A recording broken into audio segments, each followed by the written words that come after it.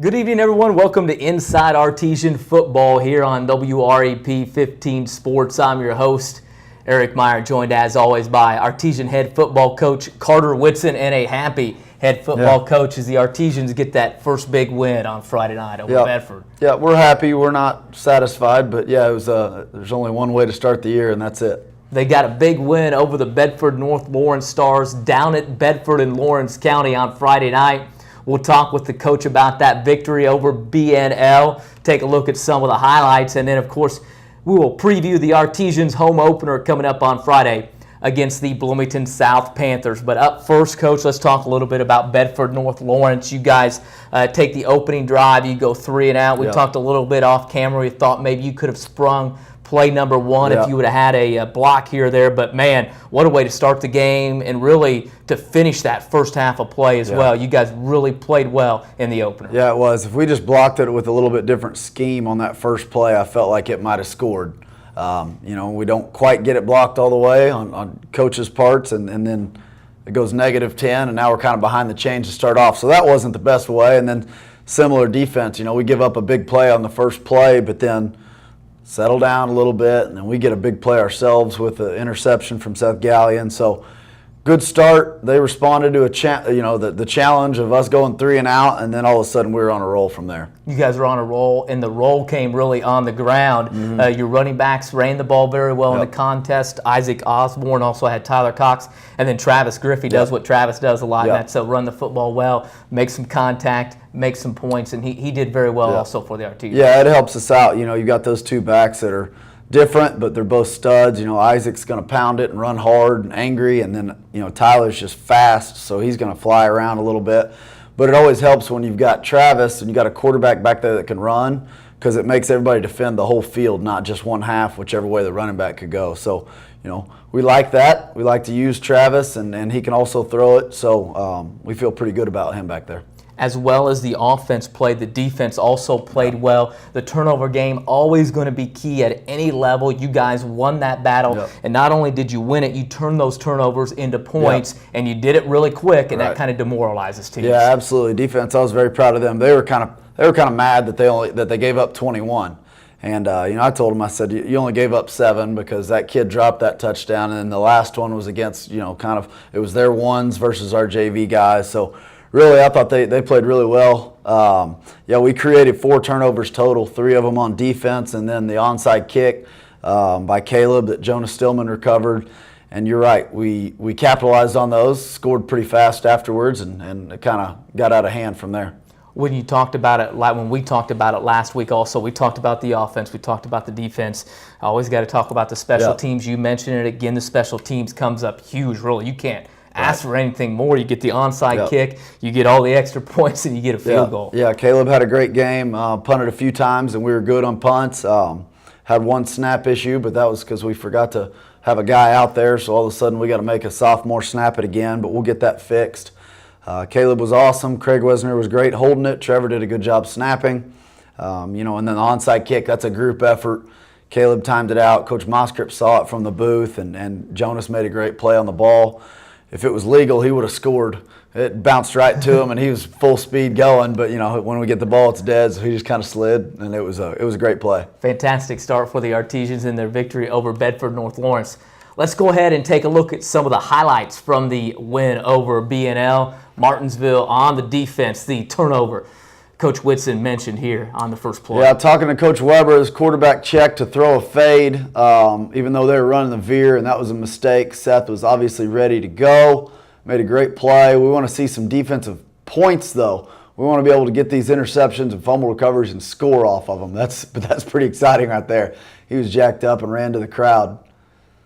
We had a 3 and out. Defense is back out there. Negative play right there on 3rd and long, setting up 4th down. So, that's the backers doing their job, the D-line doing their job, and then Nick's coming downhill.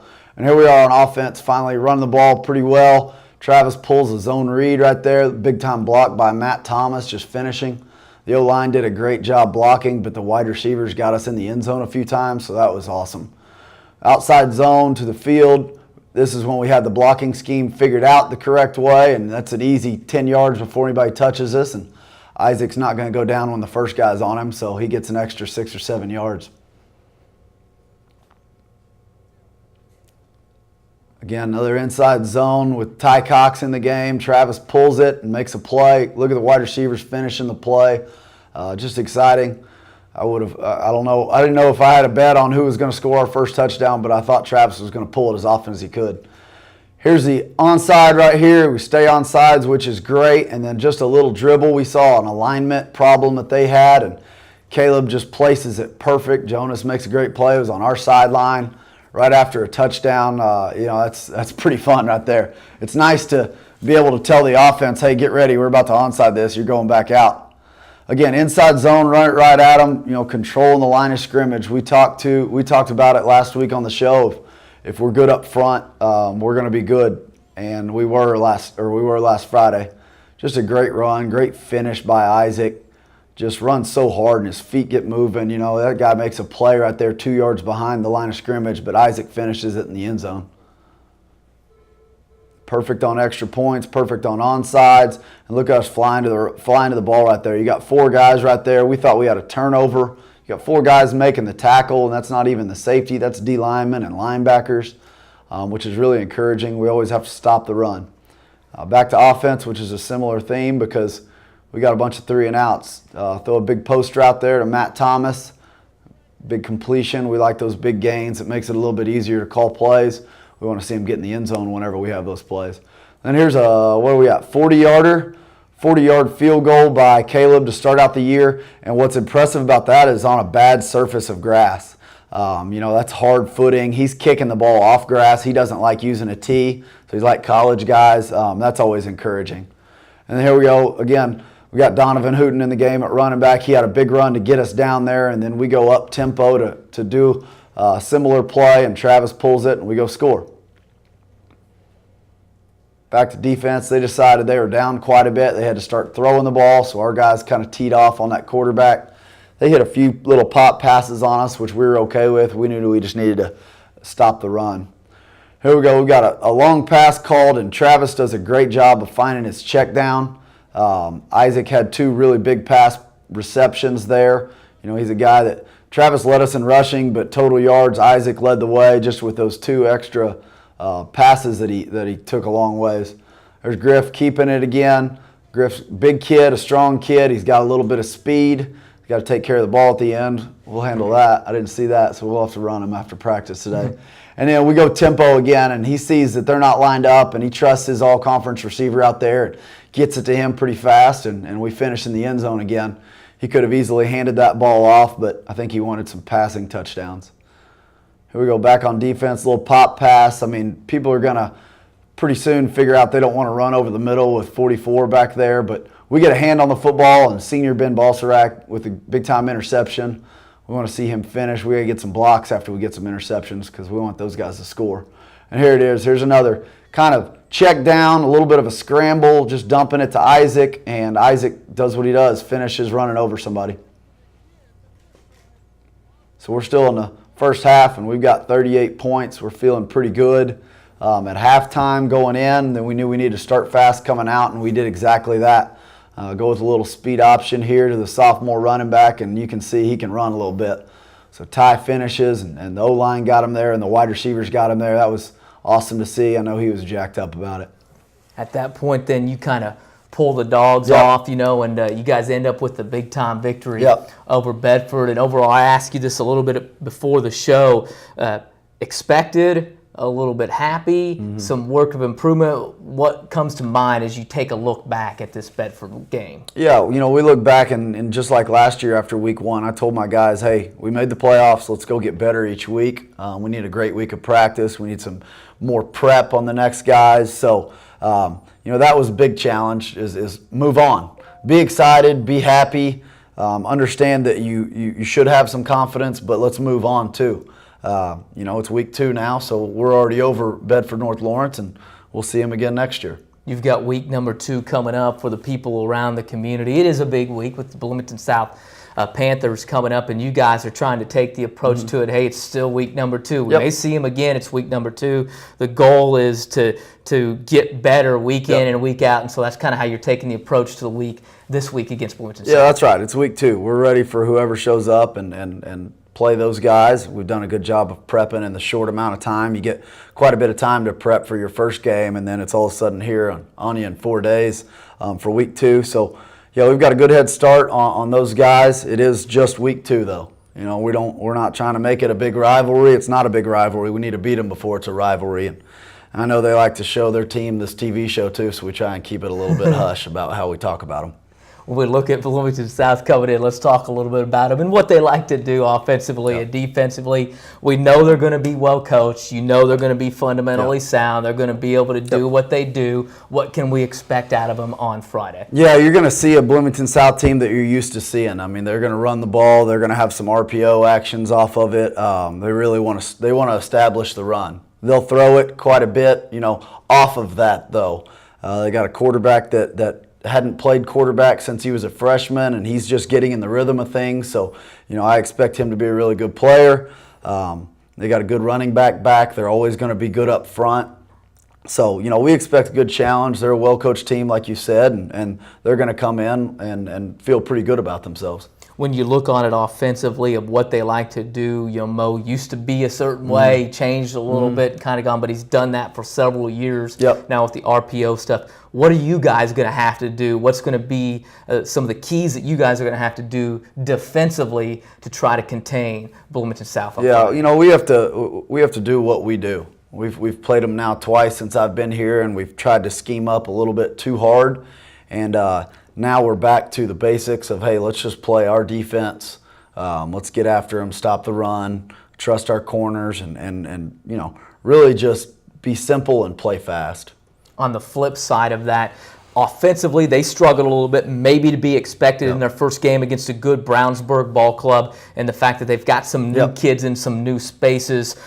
Defensively, they gave up some points. It's a good Brownsburg team, but they're always really solid defensively. Scheme-wise, is we going to see the same thing that Mo's done forever on the defensive side? Yeah, their defense coordinator is still back. He does the same thing that they did last year. They're going to have 3 down linemen, and depending on our formation, they might look like they've got 5 down linemen, but most of the time they're in 3 down linemen. A lot of new starters in the secondary. Guys that last year were really, really good players were seniors. So they're, again, similar to the quarterback. They're getting in the rhythm of things still. They played a good team. Brownsburg's got a great wide receiver, and he had a big game.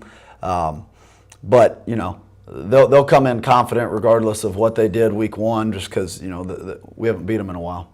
So that's obviously the goal coming in, and talking a little bit about what they're going to do defensively. Then on the flip side, what do you guys need to do on the offensive end, execution-wise, to try to be successful against their defense? Yeah, like I always say, the old coaching stuff, we got to run the ball. We got to establish up front that we can dominate. I felt like we ran the ball last week and didn't have to throw it, kind of with a bad surface and it's hard on timing. We're going to have to throw it and spin it around a little bit better this week. So we've been working on that quite a bit. And, week 1, you jump out on somebody and you don't have to show all your cards. So we've got some still stuff that nobody's seen yet that we're excited about. So you have the week now, you've got some experience these kids do, the fact that we talked about it last year, just trying to start, even for you guys in the team, learning what you had to do, learning how you had to prepare for games, go from week to week. Now how do you handle the winning and those kind of things? As you see this week's unfolded a little bit, how have you liked the way that the kids, the coaching staff even, have responded here in this week, in this lead up for week number 2? No, it is completely different. Last year we were just trying to learn how to win. And now we expect to win games, and we got to, deal with those expectations of prepping harder and working harder and making sure we're better individually. But yeah, it's obviously a little bit more fun to start out with a win. I remember, Monday morning I picked Coach Evans up to drive up here, and I was like, this is a little better than last year, isn't it? So yeah, we're excited about that, but it's week 2. We're moving on, and we're ready to go. You've got the big game, like we said, coming up. Expecting a lot of people out there for Cowboy Nation. Should be a great contest on Friday night. Yeah, it should be good. We should have a good crowd. They'll bring a good crowd up. And, we need to show out and perform in front of our bleachers instead of just down there at Bedford. All right, before we get there, Coach, one final time with the keys to the game coming up, if you will, on Friday night. I know you talked about them a little bit, but Yep. things that you guys are going to have to do and key on to come away with a victory. Yeah, last week it was a big focus on their quarterback. This week we really got to focus on the running back. He's a good player, fast kid, so we need to stop him. Again, offensively, we have to take care of the football. They're going to get what they get, and they're going to have long drives, and they're going to be solid, but when we get the ball, we need to take care of it. If we wind up plus in the turnovers again like we did last week, we always feel good about what we do. So, stopping the run, taking care of the ball, I feel like we need to throw it a little bit better, and we can. So those are kind of the little things right there. All right, Coach, as always, we appreciate it. We'll see you out there Friday. Appreciate it. Good luck. That's Artesian head coach Carter Whitson here inside Artesian football. The big game coming up on Friday night, week number 2 for the Artesians.